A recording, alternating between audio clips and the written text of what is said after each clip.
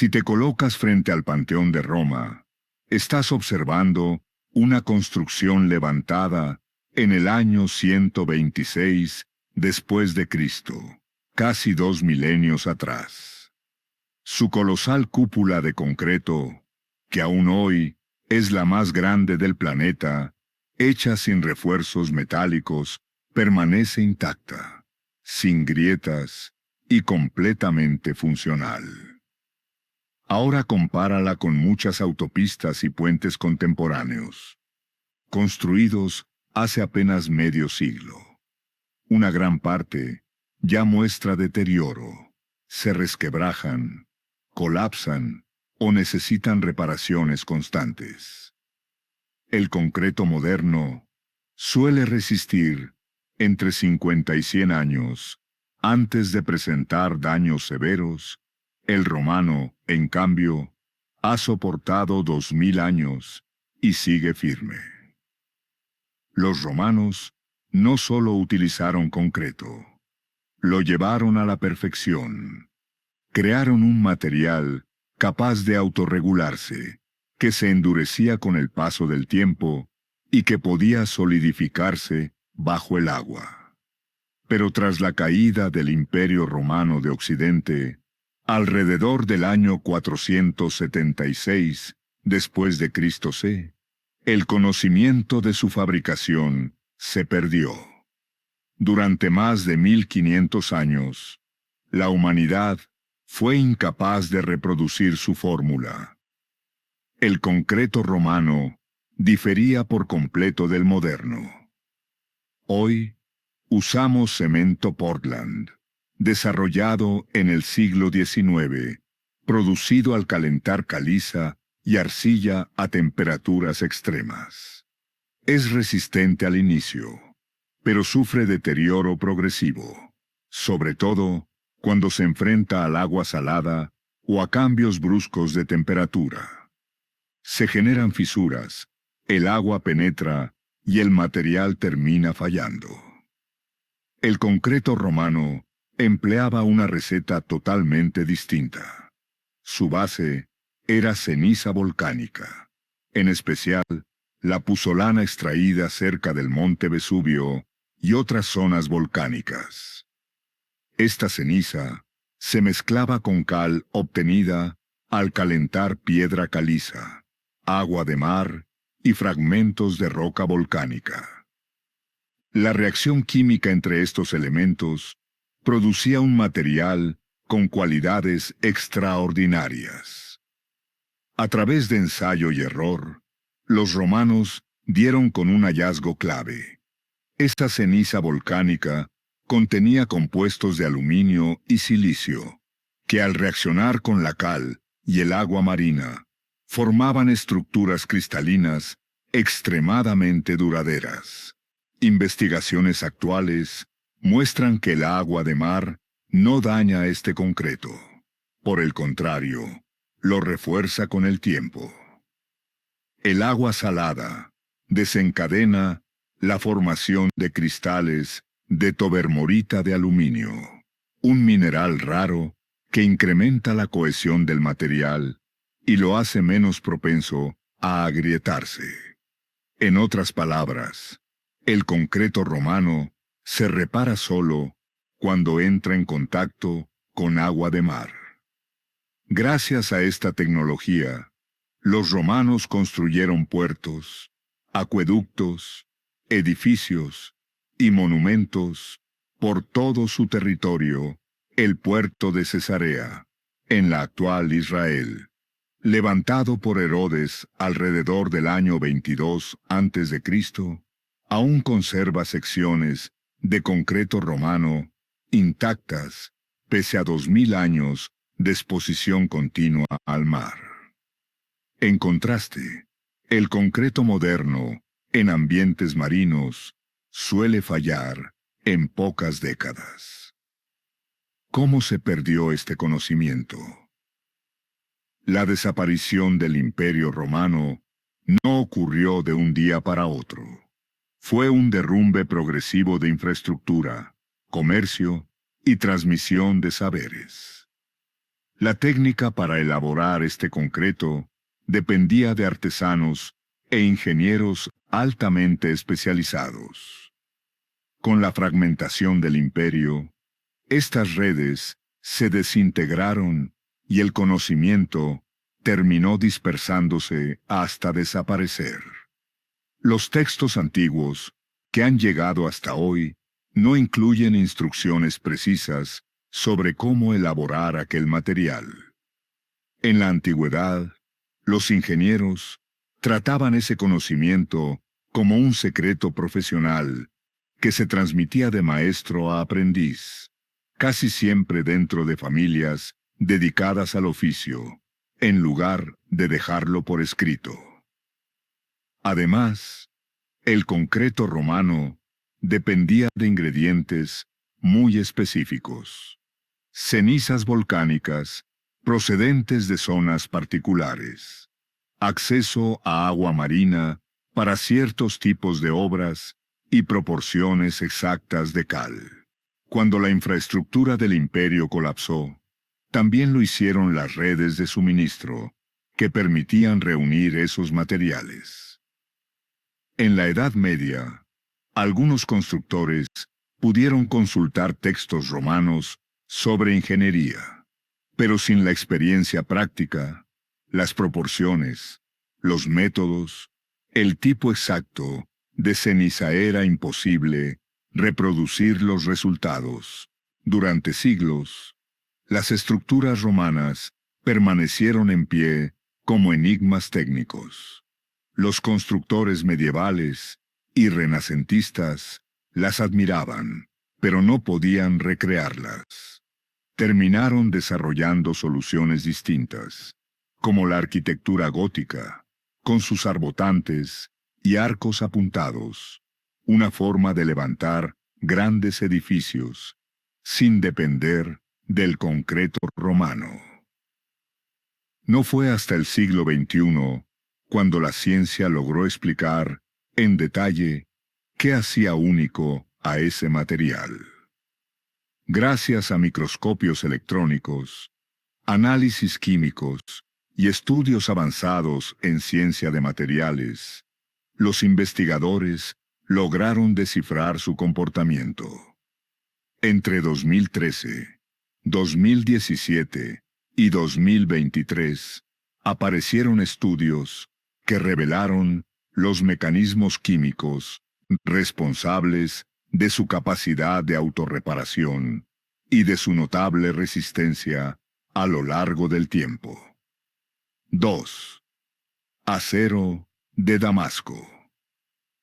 Durante muchos siglos, las espadas fabricadas con acero de Damasco adquirieron un estatus casi mítico. Se decía que podían partir hojas europeas, cortar un pañuelo mientras caía y conservar un filo perfecto después de numerosas batallas. Su superficie mostraba un diseño ondulante característico, semejante a metal con agua fluyendo en su interior. Eran armas muy valoradas por los guerreros, y los herreros intentaron replicarlas sin éxito.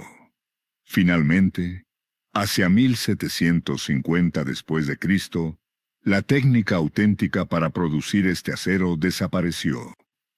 Este material, también conocido como acero Woods, se originaba a partir de lingotes fabricados en la India mediante un proceso en crisoles. El mineral de hierro se calentaba junto con fuentes de carbono, generalmente madera o materiales vegetales, dentro de recipientes sellados de arcilla. Ese método generaba un acero con un contenido de carbono cercano al 1,5%, más alto que el del acero común, pero sin llegar a convertirlo en hierro fundido. Los lingotes también contenían pequeñas cantidades de elementos traza provenientes de los minerales indios: cromo, vanadio, manganeso y otros. Con ellos se enviaban a Damasco y a distintos centros metalúrgicos de Oriente Medio, donde los artesanos expertos los transformaban en hojas. El proceso de forja era determinante. El herrero calentaba el lingote, lo martillaba a temperaturas cuidadosamente controladas y lo enfriaba siguiendo patrones específicos. La combinación de esas variaciones térmicas con los elementos, traza presentes en el metal, creaba el famoso patrón ondulado y las extraordinarias propiedades mecánicas del acero. Estudios metalúrgicos modernos han demostrado que el acero de Damasco contiene nanotubos de carbono y nanofibras de cementita, estructuras microscópicas que le otorgan una resistencia y flexibilidad excepcionales. Los artesanos de la época no conocían la existencia de las nanoestructuras, pero sus métodos lograban producirlas de manera consistente. Las espadas resultantes eran célebres por su filo y durabilidad. Crónicas antiguas cuentan que podían partir hojas inferiores y seguir cortando sin perder el borde. El uso constante del acero de Damasco y su notable capacidad para adaptarse al impacto evitaban que las hojas se fracturaran. Su característico diseño ondulado no era un simple adorno, era la señal visible de la compleja estructura interna que hacía este acero tan superior. ¿Por qué desapareció entonces la técnica? Hubo varios motivos. Para empezar, la producción dependía de lingotes de Woods con composiciones muy específicas, obtenidos de yacimientos concretos en la India. Cuando esas minas se agotaron o las rutas comerciales se interrumpieron, el suministro esencial dejó de existir. Los herreros desconocían que los elementos traza presentes en esos minerales, resultado directo de la geología particular de esas regiones, eran indispensables. El hierro obtenido en otros lugares no generaba los mismos resultados. Además, el procedimiento estaba en manos de artesanos altamente especializados que guardaban sus métodos como secretos profesionales.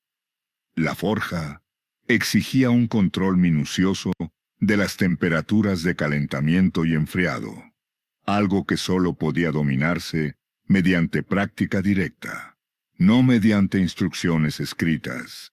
Cuando murió la última generación de herreros que conocía la técnica completa, el conocimiento se extinguió junto con ellos. Hacia mediados del siglo XVIII, el auténtico acero de Damasco dejó de fabricarse. Los herreros continuaron produciendo hojas con patrones superficiales similares, usando técnicas como la soldadura por patrón, pero carecían de las propiedades mecánicas del verdadero material original. Durante más de 2 siglos, el acero de Damasco permaneció como una tecnología perdida. En las décadas de 1990 y 2000, investigadores comenzaron a descifrar sus secretos utilizando microscopios electrónicos y análisis avanzados. En 2006, un especialista alemán en metalurgia consiguió recrearlo con éxito basándose en estos descubrimientos. Aún así, incluso con la ciencia moderna, la elaboración del acero de Damasco auténtico sigue siendo extremadamente compleja. Tercero, fuego griego.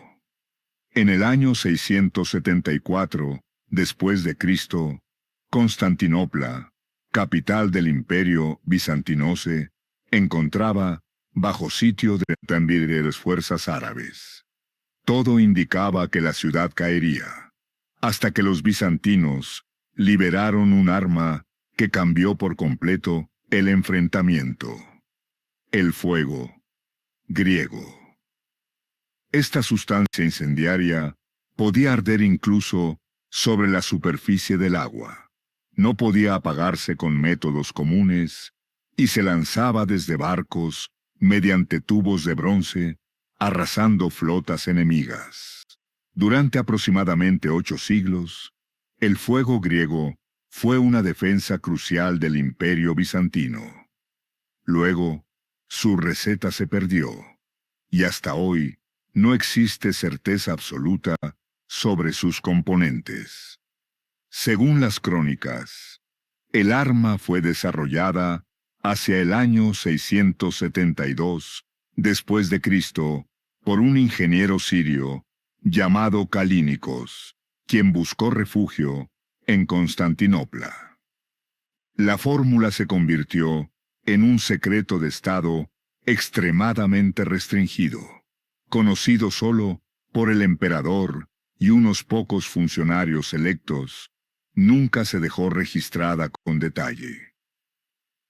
Testimonios históricos lo describen como un líquido que podía impulsarse a través de tubos, utilizando bombas o presión. Cuando alcanzaba el objetivo, se inflamaba de manera inmediata, y el agua no solo no lo apagaba, sino que en algunos relatos incluso intensificaba las llamas. Además, como flotaba sobre la superficie del mar, su uso en combates navales generaba verdaderas barreras de fuego que consumían embarcaciones enemigas. Los bizantinos utilizaron el fuego griego con un impacto devastador en los asedios árabes de Constantinopla entre 674 y 678. Y nuevamente, en los años 717 y 718, el fuego griego resultó crucial para aniquilar las escuadras árabes y proteger Constantinopla.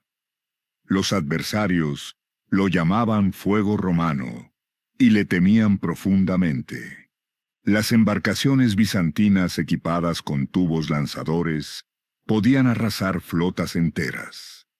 Durante siglos, los bizantinos conservaron el control absoluto de esta arma incendiaria y la emplearon en combates navales por todo el Mediterráneo.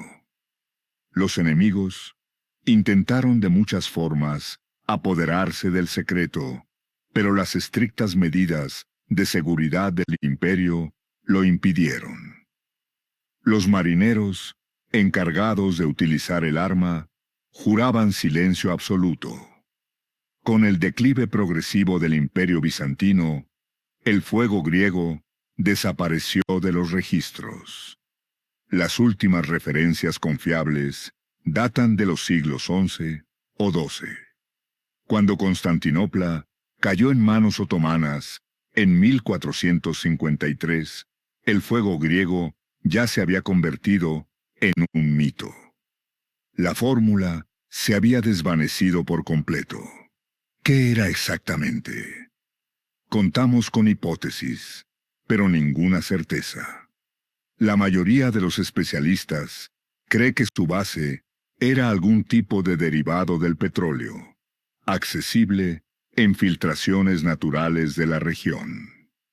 Posibles componentes incluyen nafta o petróleo crudo, cal viva, que al reaccionar con el agua libera calor de forma violenta, azufre para facilitar la ignición, y probablemente resina de pino o brea para volver la mezcla pegajosa y adherente.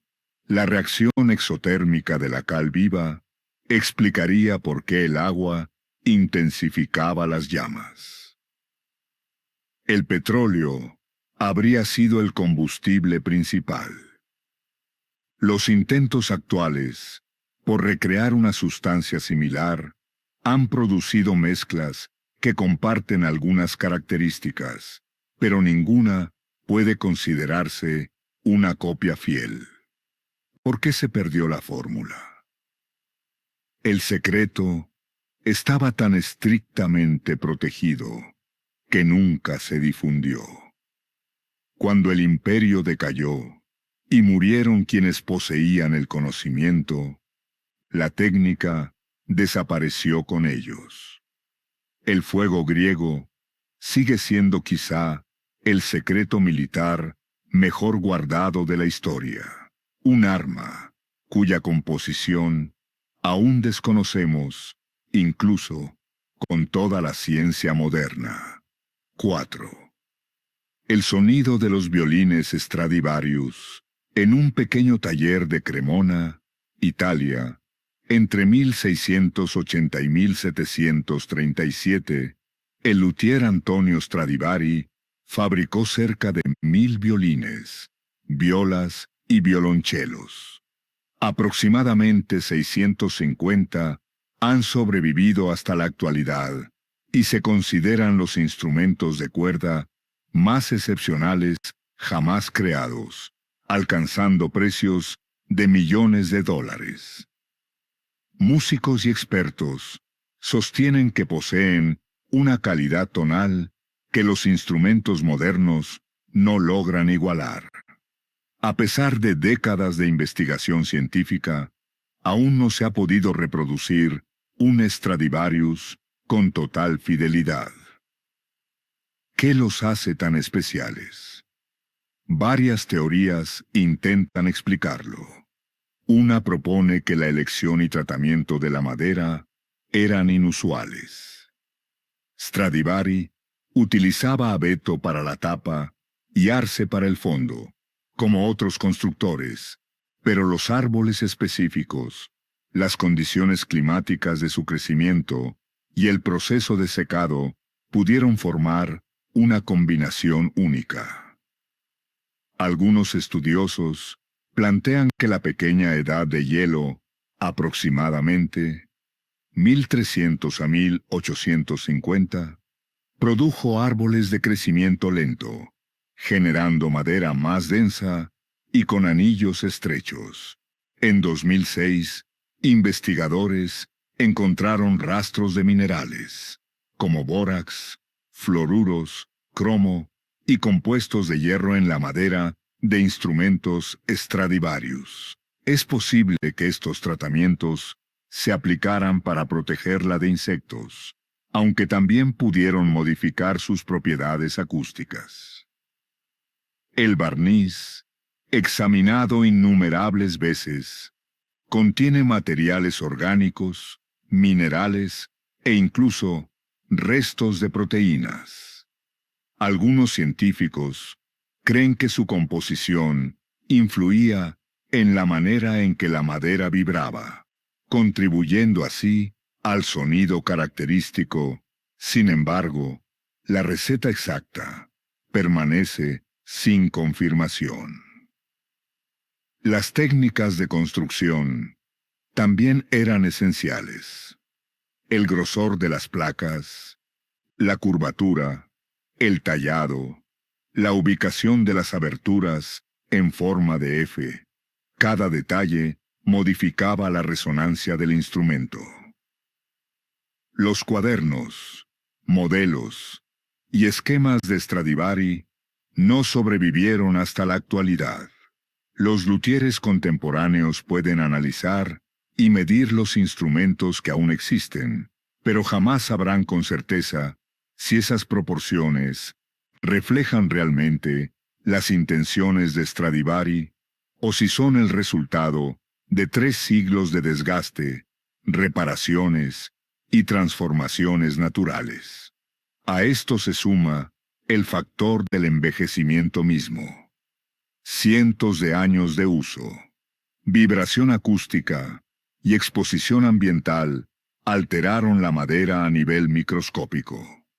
Muchos especialistas sostienen que parte del encanto sonoro de un violín Stradivarius proviene justamente de su antigüedad. Lo curioso es que Stradivari no fue el único creador excepcional en su época. Otros artesanos de Cremona, como Guarneri y Amati, construyeron instrumentos igualmente admirados. Hubo un auténtico periodo dorado en la fabricación de violines en esa ciudad entre aproximadamente 1650 y 1750. Después de ese lapso, la maestría técnica se debilitó.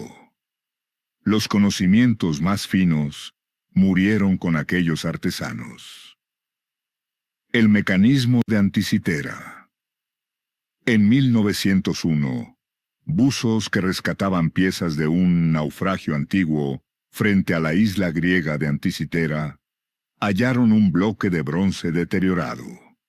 Tras estudiarlo, los expertos descubrieron algo extraordinario. Un dispositivo mecánico con decenas de engranajes, construido hacia el año 100 a.C., capaz de calcular posiciones astronómicas, predecir eclipses e incluso estimar fechas de los Juegos Olímpicos. Su complejidad superaba cualquier otra máquina conocida durante los 1000 años siguientes. Originalmente, contenía más de 30 engranajes encerrados en una caja